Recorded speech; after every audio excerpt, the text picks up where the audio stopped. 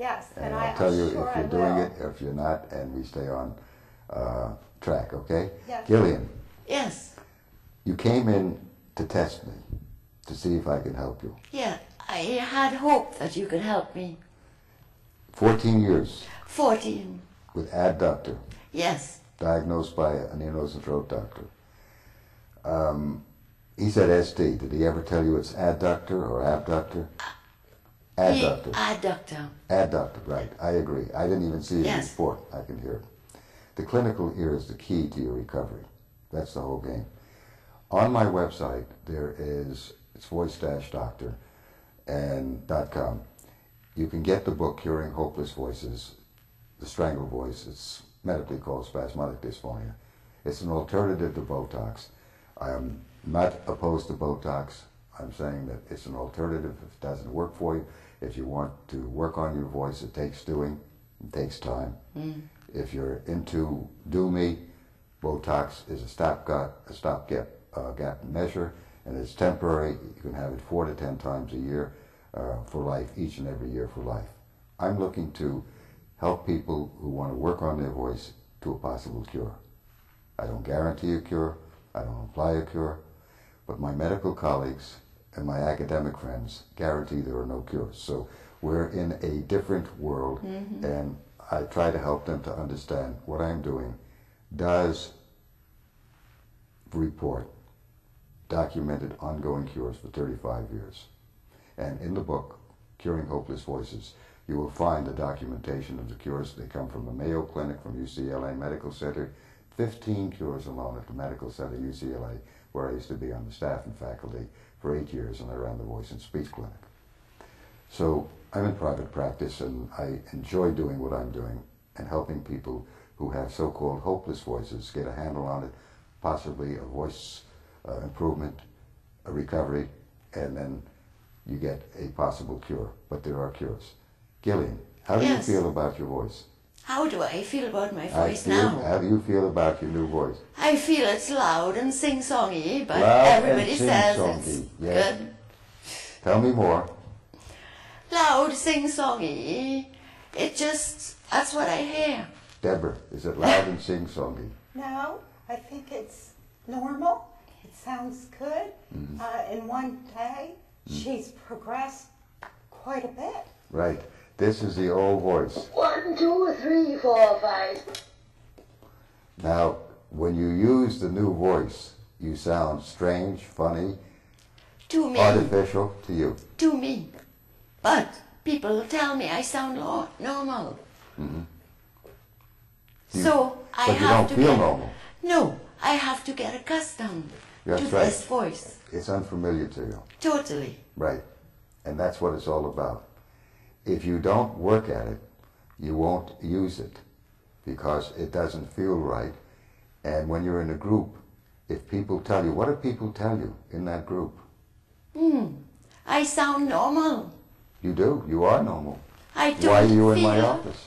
Because I hear this new voice that I just got yesterday. One day, immediately, and complained. What did you expect when you came to the office? That's interesting. What did I expect? What would Just I? What do you believe I would do? You gave me hope. But what would you expect when you came in? I What am I had- going to do? I had no idea what you would do. What did I do then? What did I tell you to do? You gave me a mic Yes? and told me to press my C spot. No, jiggle it. Jiggle it. Jiggle it now. Jiggle it. Jiggle it. 1, 2, 3, 4, 5, 6. Right. And your new voice came out, Yes. and you didn't like it. It sounds strange. Deborah, sound familiar? Yes.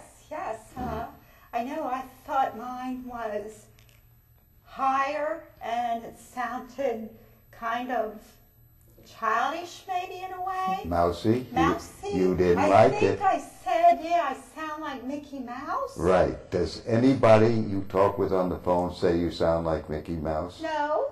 Who says it? I do. I wrote in 1971 in a psychiatric journal called The Art and Science of psychotherapy, that there's a voice image, unspoken behavior that runs you. My colleagues in medicine and academia are of the view you have a gene problem, you have a basal ganglia problem, you have a disease, you have a dystonia, you have a chemical imbalance in the brain, you have molecular biological problems. They are not into the voice image, which I wrote about in peer review in 1971. And that's what the problem is.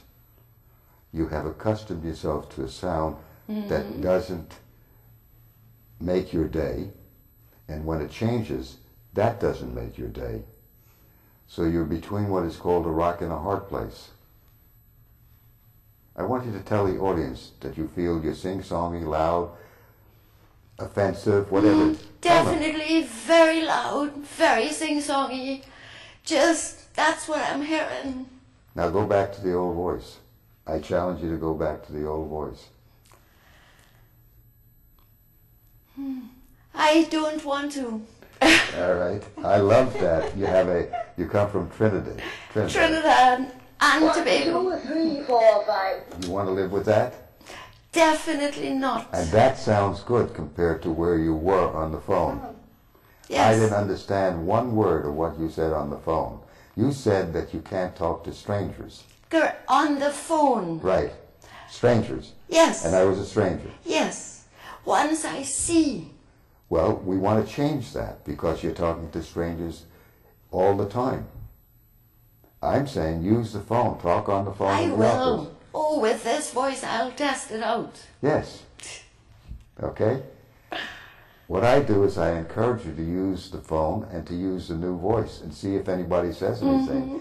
I'm fighting a voice image that nearly every patient has. And you have to deal with that.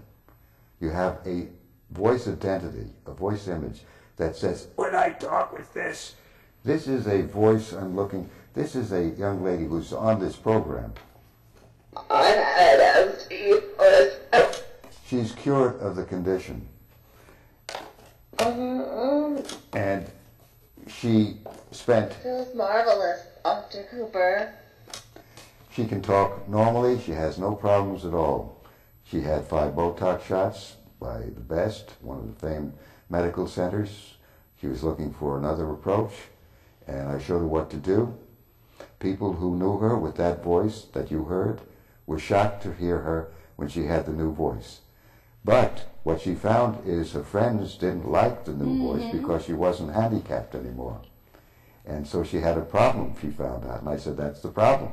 You just use that new voice, and she does, and she's happy and fulfilled, and she talked on this program. We played her old voice and the new voice, and she was talking with the new voice, like you, Gillian. But she's using that new voice. I plan to use this. Totally, always. Okay. There's a DVD on my website, 7 minutes of before and after. It's all free. And the book, Curing Hopeless Voices, The Strangled Voice, is called The Strangled Voice in parentheses, Spasmodic Dysphonia, an alternative to Botox, is on my website, voice-doctor.com. It's free. Everything is free. My book, Stop Committing Voice Suicide, Change Your Voice, Change Your Life, is in the 19th printing. Those are in the library. They're free. People ask me, how do I make a living if I give the books away? Well, I earn a living seeing patients who are at the tail end and need help and want somebody to help them. And the books are telling, the book incidentally was with Harper for 12 years, and they said it's the best book they had on self-help. There's self-help for most voice problems, but for spasmodic dysphonia, you have to really get somebody to help you, and unfortunately, there's nobody, and worldwide, people ask us, is there anybody that I can refer to?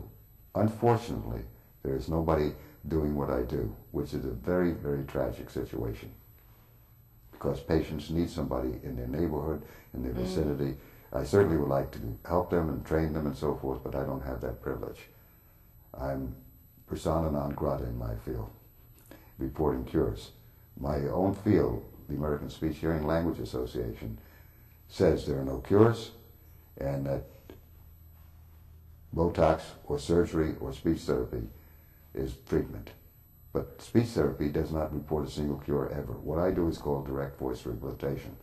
I certainly would like to train people in speech therapy, but I don't have that privilege. What is your take on using the new voice when you use it to me and you're talking with me? What do you think I'm thinking when you're using the new voice? I would think maybe you find it sounds funny. That's what I think. Deborah, do you find it funny? No, not anymore. At first I did, but I know that when you're looking at me and if my voice is not high enough, I know I'm going to hear you say, get it up, get it up. Now that voice is as clear as could be. Why don't you get it up? It takes practice. That's right. That's the word. It takes practice.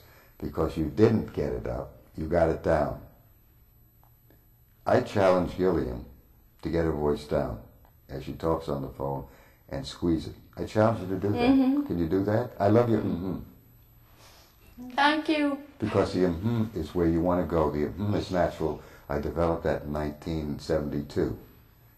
That's my technique. And it is a very effective technique for most types of voice cases, especially adductor. For abductor, you have to use a little more volume and get it up there to close the abductor vocal cords. People don't understand the difference. This is abductor. The voice breaks. If you go up higher and you get the nasal resonance, the break disappears. Is that correct? That is correct. I didn't hear that. That is correct. Right, that is correct. So you have to get accustomed to it. But what you're saying, Deborah, is that you're loud, you're offensive, you're mousy. Tell me I'm wrong. No, it takes a lot to get used to. Right. Yes. Right. Right. Right. Right. What are the buzzwords? Right. Really? Yes. No. Go. Right. Do. Right. Right. 10 buzzwords. Right. Right. Right. Right. You sound fantastic. Nobody would ever know if you used that voice you ever had abductor or any voice problem. So you see me, when you see I react to you, you know that you're not doing it. Right? Right. Okay. Gillian, Yes. you think I see you as funny when you're using the new voice? I think because I feel funny, people think I sound funny. You But think it's because I feel. Yes. Yes. But your feeling is wrong. Right. All I right. have to get accustomed to that. Yes, you have to get accustomed to an unfamiliar voice. Yes. 14 years with the old 14. voice. What did it do to you, talking with this type of voice? What did it do to? It 3, 4, 5, 6, What did it do to Gillian? It isolated me. It stopped me from doing my work, from simple things like going to the drive-through to order food for my kids. Everybody has the same problem. That was a huge, It isolated you. isolated me. And also the voice alienated you. Yes, and yes. the people Or made looked at- fun of my voice, my low-pitched voice. Yes. What is the title of this program? Can you believe my voice? Folks, can you believe that this condition called spasmodic dysphonia can be cured? It can be cured. It's not a neurological problem. I can't cure neurological problems. But what I can help cure is a voice problem that is misused. I'm Mort Cooper. Thank you both, Deborah and Gillian. Thank Bye. you.